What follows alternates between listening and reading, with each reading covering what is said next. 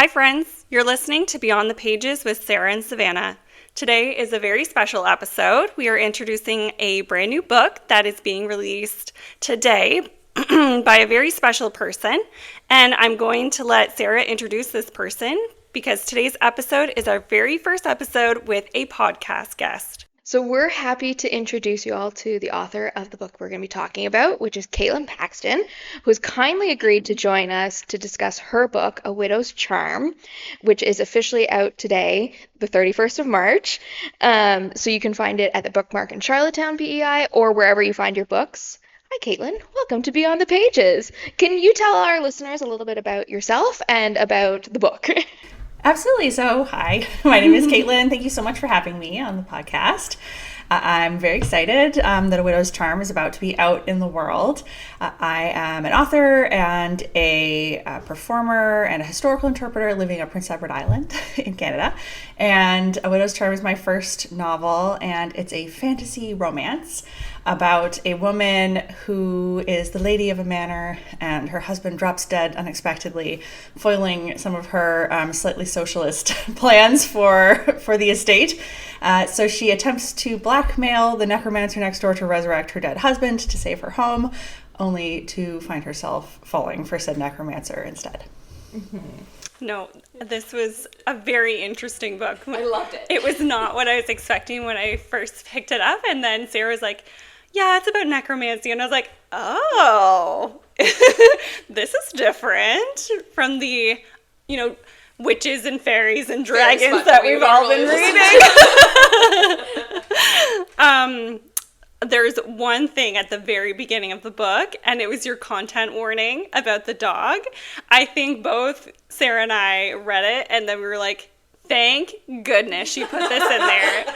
Like, I go out of my way to not read or watch things with dead pets. So that was very, girly of you to put in there. I also struggle with media that has dead animals in it. So when I realized, I actually didn't add that until after the book was finished, because I was sort of thinking about the book and what I would feel if I came to it as a reader, and just thought I would like to spare people the anxiety of, I felt like it was kind of obvious that he would, that the dog would perhaps not stay dead, since it is indeed a book about necromancy, but I thought maybe I'll just spell it out right at the beginning just to alleviate that anxiety for people. And I feel like it also signals the tone of the book, which is that there is sort of serious and dark things represented in it, but that the story itself is very comedic and whimsical. So I thought that the content warning both conveys some anxiety relieving information, but also sort of sets the tone for the book. I absolutely agree. It was definitely something that needed to be there. Although it continued to leave me in anticipation. When is this dog gonna die? Well, that's part of the joke, I think, because the dog gets imperiled a number of times throughout the story, and I kind of wanted the reader for the first few times to be like, oh no, is this? And then when it doesn't happen, you kind of get lulled into a false sense of security, and then when it happens, you're like, I knew this was going to happen. No, it was perfect because it made you want to read the next chapter and the next one, because you're constantly being like, what is this dog going to get into next? What's going to happen? Reading the third act of the book, I was like, okay, it has to happen soon because there isn't that much left of this book. It has to happen. So every other page, I was like, when's it going to happen? No, it was really good. So we have a whole bunch of questions prepared for you, and the first one is, are there any specific cultures or time periods that you pulled from? I know that you are very interested in history and historical costuming and stuff like that, so did you have a mood board kind of thing for your ideas of what costumes would look like and stuff like that? I didn't have a mood board. I'm not really a mood board author, I would say. So for when I sat down to write this book, this is actually the 5th book that I've written, but the first book that's being published, not for want of trying on my part.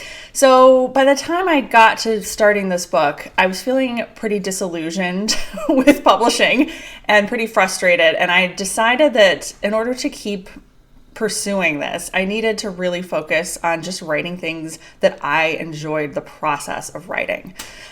To write things that I would rather spend time in that world working on it than, reading someone else's book or watching a TV show or playing a game or whatever. So I kind of asked myself, well, what's the sort of property that I just always want to spend time with? And the answer for me is, costume dramas and comedies. I really love interpretations of history that are used, that are sort of fictionalized. That's always been one of my favorite forms of media, whether it's books or TV or movies or what have you. So I knew I wanted to create something that had that historical feeling to it.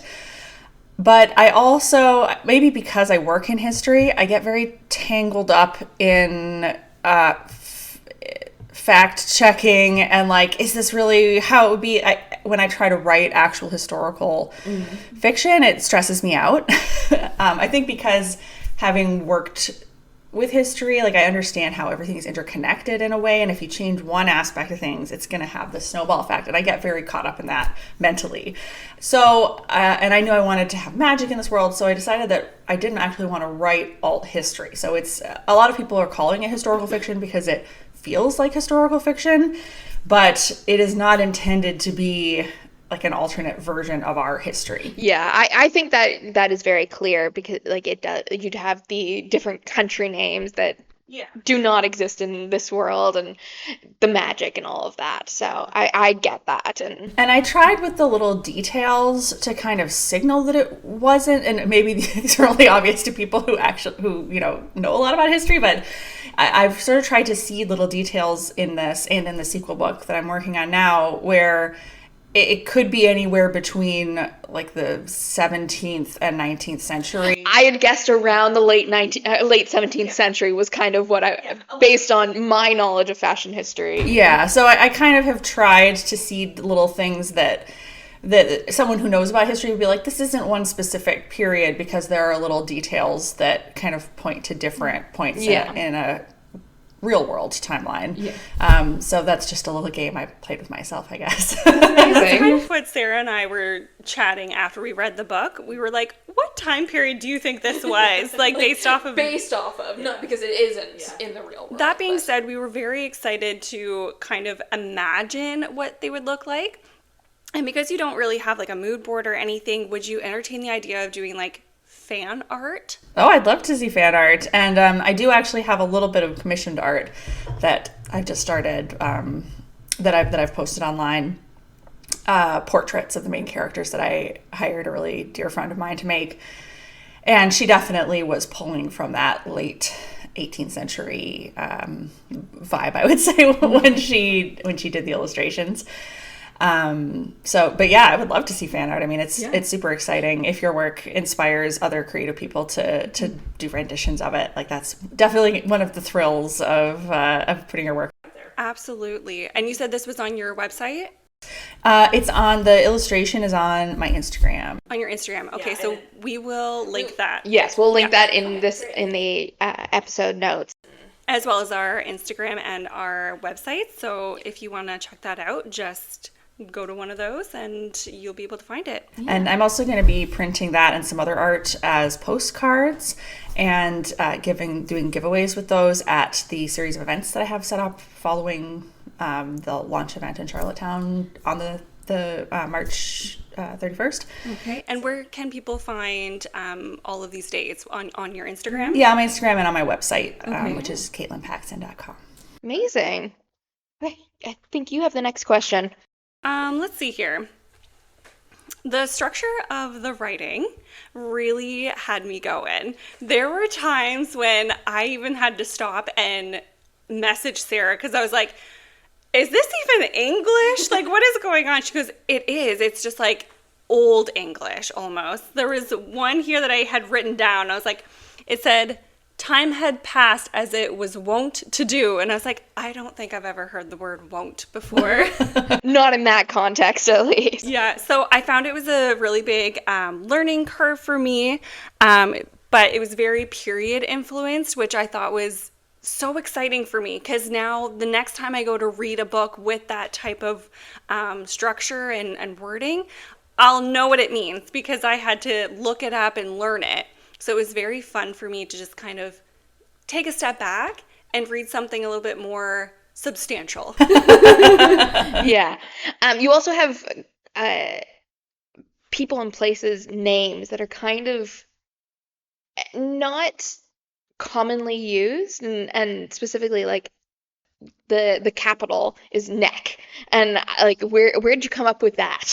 And why'd you come up with that? I'm trying to think. So in general with the language, sort of whenever I'm writing, I'm trying to strike a balance of, I enjoy writing that has like a lyrical quality to it, a certain music to it, and I also enjoy writing that isn't just saying things in the most basic way possible. Like I just enjoy that slightly crunchier writing style, but clarity is really important to me. So it's always important to me to be saying things in a way that is understandable and clear, rather than sort of asking the reader to sort of struggle to interpret what it means. So I'm always trying to strike a balance, especially with something like this where it does have that historical feeling, and I wanted to use language that would give it that feeling, but I didn't want it to feel so at arm's length that people wouldn't be able to get invested in it emotionally, that the average reader wouldn't be able to. So I was trying to sort of strike a balance of using that more historical and lyrical language while also using a lot of modern sort of syntax and stuff to keep the reader kind of feeling like these characters were people they could relate to. In terms of the names, I'm always a very sort of spontaneous name creator in works. And I'm trying to think now. I think the neck came from the fact that I wanted to call the region where the book takes place. It takes place in this very remote region of the country. And I came up with the idea of calling that the far reach of the king's gaze. And then I started thinking, when I needed to make up a name for the capital city, which is quite far away, I sort of was thinking, okay, well, if the names of things from this sort of phase of the country's history is based on sort of their relationship to where the king is, then maybe I could call the capital city Neck, because it's kind of like holding up the king, because that's where the capital is and where the king resides. So I think that's where that came from, if I remember correctly. Okay. I specifically have a question about one of the characters' names. Where did you come up with the name for Rollo? Because my parents' dog is named Rollo as well, and it's spelled the same way, and I swear, if I didn't know better, you had written the dog about my parents' dog. It's so funny because, like, honestly, Rollo just was the name that popped into my head when I created the dog character. My mother-in-law knows your mother, yes. So is it possible that at some point she mentioned there was a dog named Rollo? I have no idea. I don't know. It wasn't like at forefront of my brain. Yeah. It was just the name that sort of popped into my head when the dog. I think it partially Rollo kind of evokes. I mean, he's a wiener dog. He's a badger hound, which is like a dachshund. So I wanted a name that kind of had that tubular feel. Yeah, well, our Rollo is a dachshund chihuahua mix, so he has the dachshund shape. And like there was one line, I think it was late in the second act, where Rollo has gotten out and he no one knows where he is. Well, Hildy knows where he is, but they don't know where he is, and you have a line that says Rollo doesn't like the rain. And I took a picture of that and I sent it to my parents, and I was like, I swear she's writing about our dog because our Rollo hates the rain. So it was just amazing to be able to not only read about this dog and him be described very similar to our dog, but to his attitude is also very similar. I think this is one of the things in the book that really made you captivated about the book as well, because I remember you messaging me being like, the ending is so sad. And I was just like, it had me cry. The last, like the epilogue kind of chapter, it had me crying, but not because it was sad, but because it was so sweet. Yeah, I remember trying to write the section at the epilogue, the encore, as I call it in the book, and I remember showing like the first version of it to my husband. He was like, "You've got to dig deeper." It's like, "You really gotta. This is not going to be comfortable," because I've had a lot of pets in my life. I have a lot of cats right now. I've had dogs in the past, and owning a pet always comes with a heartbreak. Like, you're always signing up to have your heart broken when you love a pet. He was like, "You really have to dig deep into the feelings for this one." I was like, fine. So I made myself cry writing it. I was like, okay, now I guess it's... Yeah, it had me crying reading it, and it was so sweet and just, oh. I would say Rollo's looks are a little bit inspired by a dog I had as a child. His name was Mitzi. She was a rescue dog who had belonged to a farmer that lived up the road from us, and she was like chained up outside, but she was this little fluffy, like long-haired Shih Tzu dachshund mix, and we ended up adopting her. And she did not have Rollo's personality. She was very timid, but looks wise, I definitely was thinking a little bit about Mitzi. And then personality wise, I definitely was taking some inspiration from my mother-in-law's dog Ivy, who is an enthusiasm hurricane. She's just like all over the place. So I definitely pulled a little bit of Ivy's chaotic spirit and was inspired by that when I wrote Rollo. Yeah. In this book, you can really tell that your writing is in, like, your commentary and your humor is fully you. Like, even just meeting you today and the 20 minutes that we've been sitting here, like, it shows. And I could probably read this book and have the same feelings that I did before. I laughed, I cried, I felt so many things, but the commentary really, truly made the book. It was fantastic. And it really just shows your personality. So anybody who doesn't get to meet you still gets to meet you. Yeah. Oh, well, thank you. That means a lot to me. I think I'm a pretty earnest person. And I tried to sort of put that earnestness into the book. I feel like I feel like I'm a sort of a funny person in person. I feel like the better you know me, the funnier I am. So the book kind of gave me an opportunity to be funny in that sort of way that that I try to be funny with the people I'm close to. I feel like it's not always easy to sort of show your humor to people when you first meet them. So I was trying to really be open in that way with the humor. And I was really inspired. I love Shakespeare, and for many years wanted to be a Shakespearean actress when I grew up, like most of my childhood. And really tried to drew a lot of inspiration from some of the goofier Shakespearean comedies like Midsummer Night's Dream and Much Ado About Nothing, where you have this sort of comedy of errors, lots of people and like mistakenly being with the wrong people and then switching back and forth, and Misunderstood innuendo. a lot of misunderstood innuendo, and just sort of that, because Shakespeare has a lot of very goofy and ribald humor in it, which I think a lot of people who aren't as familiar with it don't necessarily think of. They think of it as being this very like highbrow thing, but it's actually quite silly. So I was trying to really channel that sort of almost goofy Shakespearean quality, both in the like humor in the book, but also in the plot structure.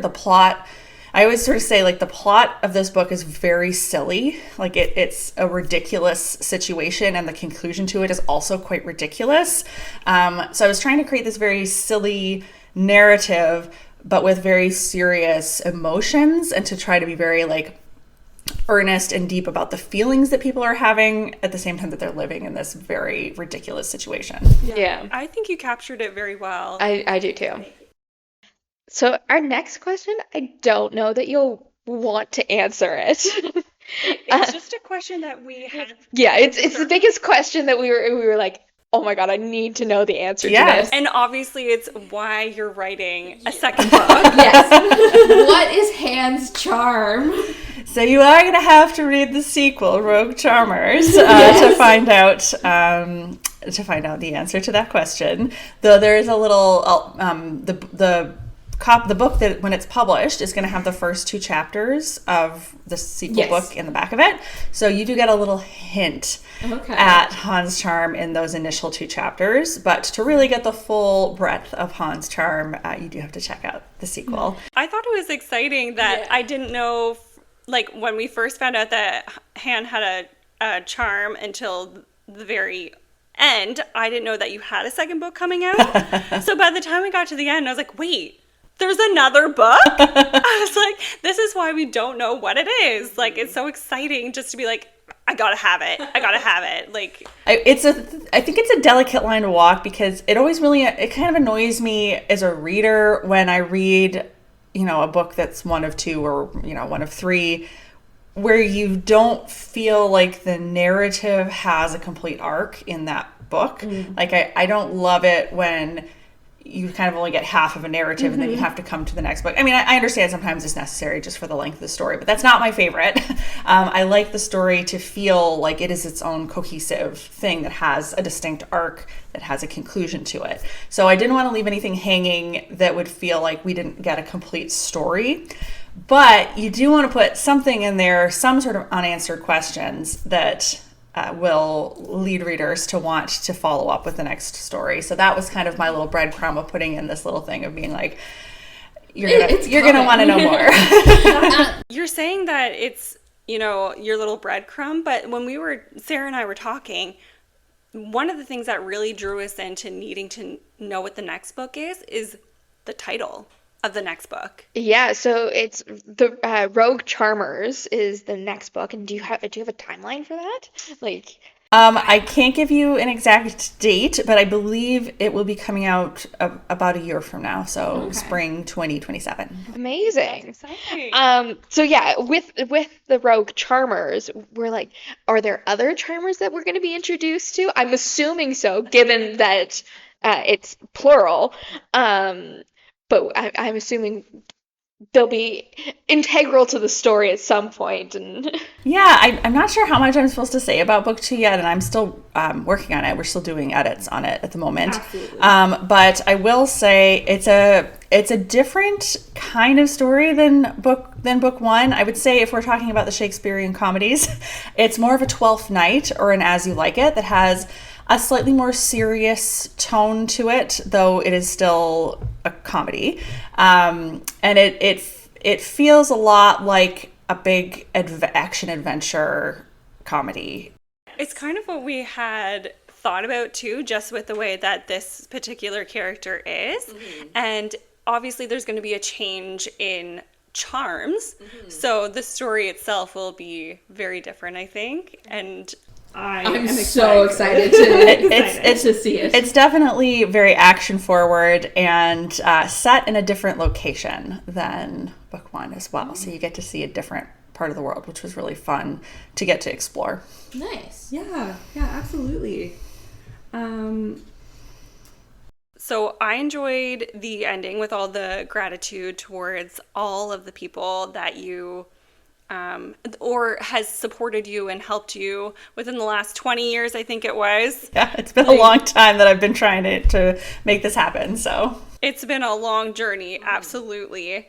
But thinking back in those 20 years, do you remember your initial thoughts on why you wanted to write this book, and what was your initial inspiration? Well, this book I only started in 2021. So I didn't start writing this book until very late 2020, very early 2021. And I would say there were a few different things that inspired it. One was that I had just moved here to Prince Edward Island and had moved here from Toronto. So it had this very dramatic location shift myself of moving from the big city to pretty remote countryside. I live in rural PEI. So I think was just thinking about that transition of having that big shift in living arrangements. And, I think we all had a lot of stress in 2020. Yeah. Moving in 2020 was definitely a stressful ordeal. So I think the character of Elmwood just started sort of emerging in my mind as like a way of processing those feelings of, I was quite happy and relieved to be in this remote country location during that time. But he was kind of this little voice that started chattering in my ear of being like, there's so much mud. Just sort of like being very grumpy about having that big shift in location and feeling sort of out of place and having been through something really, traumatic and trying to process that. So I think I always say like where a book starts for me is always when one of the characters starts chattering in my ear and I start sort of hearing their voice. So Elmwood definitely was the beginning of the book for me, complaining. And then I sort of started thinking about what could I cheer him up? What would cheer him up? And that was when the sort of story began to form in my mind and I started working on it. So the book really started with Elmwood's voice, and I think that came out of that just big transition that I went through. Again, I was also looking for a project that would be just something that I would really enjoy spending time with. This was the first adult book that I wrote. I'd written several books previously and gotten to varying stages in the publishing process with them without it ever actually happening. And they were all young adult novels. So this was my first foray into writing for adults. And I think I sort of finally found the space where my voice makes the most sense. So I think that was part of why this book was the one that finally made it all the way to the finish line. But I first started writing books. I finished my first novel. I mean, I first started trying to write books when I was like 11 years old. I was always a writer, but I first completed a book as part of my undergraduate degree. So I got my degree in writing and cultural history, folklore specifically, and wrote a novel as part of that. I think already was like, I want to be a writer. This is what I want to do. So I did manage to get an agent with that initial manuscript, but the book didn't end up selling. And then I kind of embarked on this many years journey of writing new books, trying to get them published, and not working out, going back to the drawing board. Yeah, it's nice to hear you talk about the fact that you didn't have successful books, especially for new writers who are listening, because you watch TV shows and actors and singers too being like, it's not a no, it's a no for right now. Yeah. And I always tell people that persistence is a huge part of success in any creative profession, but in writing in particular, because there's really very little external validation or gratification along the way. So you really have to be dedicated. Like, I think you have to love something about it that isn't the success or the recognition. You have to love something about the practice itself to sustain you. If you have that, then I think you can sort of sustain the persistence that is necessary for a lot of people. I mean, you hear stories about the people who, write a book, in their 20s and become hugely successful, and that does happen. But I think far more writers write multiple books before they write the one that ends up making them a published author, and that persistence is necessary. And I think too, it's important to have the attitude that no work is ever wasted. It's very, you pour years of your life into writing a novel, and then it doesn't end up selling, it doesn't end up going anywhere, you end up trunking it, as we say. And it's very easy to look at that as just like, oh my gosh, I wasted 2 years writing this thing that's never going to go anywhere. But really, you learned something writing that. Like, writing that was not wasted time. You became a better writer. Like, if I look back at all the books I wrote before A Widow's Charm, each of them taught me something really important about writing and how to write a book that I couldn't have written A Widow's Charm without. So none of that work is wasted, and you can always go back and pilfer them for the best bits and use them in things moving forward. These so characters, exactly, yeah, places and stuff like that. So you've kind of answered my next question, which is thinking back 20 years ago. What is the one piece of advice that you wish you would have had when you started writing? Started professionally writing. I mean, I wish I actually got the advice from a writing professor, but I wasn't able to really hear it at the time. I went to a really remarkable little school in Vermont, which no longer exists, unfortunately. The college I went to has closed. But I had a writing teacher, and I remember as I was working on the first novel that I wrote, she was giving me feedback on it, and she kind of looked at me, and I think every writer has their talents, like they're things that they're naturally good at. And for me, that's the writing on a sentence level, I think. Like I'm pretty good at, and have always, and maybe it's just because I read a lot growing up and come from a family that loves poetry and music and sort of had that lyricism in my ear from a very young age. But I'm good at crafting a sentence. So I can string together a bunch of pretty sentences and it looks really good on the surface.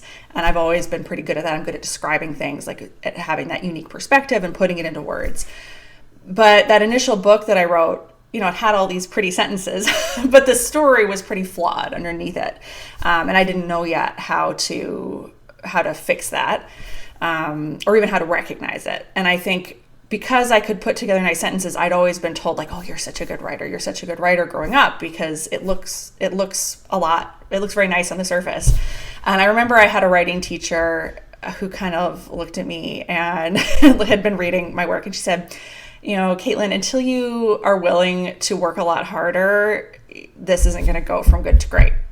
And at the time, I was very like, like, I don't know what you're talking about. Right. But in retrospect, she was completely right. Like, I really had to learn how to revise, which isn't just tweaking the sentences. It's fully reconstructing the story to turn it from whatever you first spew out into a narrative that has really great shape to it and great pacing. And like, there's so many elements that very few writers can nail the first time they're sort of spewing out the story. It's very hard to get all of those things right, and you have to learn how to rip it apart and restructure it to make it a cohesive whole. And learning how to do that took me writing a bunch of books. I wish that I had been able to sort of hear her and understand what she meant, and get there a little faster. That would have been great. Which isn't to say, like, some of the books I wrote I was quite fond of and I'm still fond of, but I can definitely see what I learned with each of them. So it would have been nice to get there a little faster, but ultimately we're all on the creative journey we're on. I'm honestly kind of glad that 20-something Caitlyn didn't know she was going to be in her 40s before her book got published, because I think she would have found that a little demoralizing to know it was just going to be such a long path. So I'm kind of glad she didn't know, but we did get there eventually.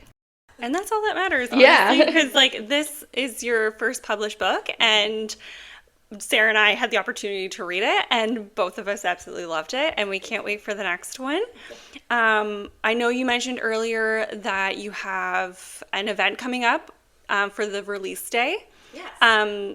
Can you explain where this will be, what time, and will you be signing books, like things like that? Absolutely. So here on Prince Edward Island, we're doing a big launch event on March 31st, which I think is today as the podcast is being released. And it's in partnership with the Bookmark, who've been just so supportive and so amazing. I'm so grateful to them. And we're doing the event at the Haviland Club in Charlottetown. And there are no tickets. You can just come on down, and it's at 7 p.m. and I'm going to be in conversation with Catherine McDonald, who is a local influencer and just a general island enthusiast. I think we're gonna have a really fun conversation about the book. She's also a big reader, and we've talked a lot about romance novels as sort of readers together before, so I'm excited to chat with her about the book. And I also I'm excited because I've partnered with Tyne Valley Teas, and they've created tea blends for Rollo and Hildy and Elmwood. So we're going to be serving those, and after the conversation I'll probably do a short reading, and then we'll have a signing. Nice. That sounds amazing. Yeah. There are also going to be a bunch of other events throughout April in Ontario and the Midwestern US.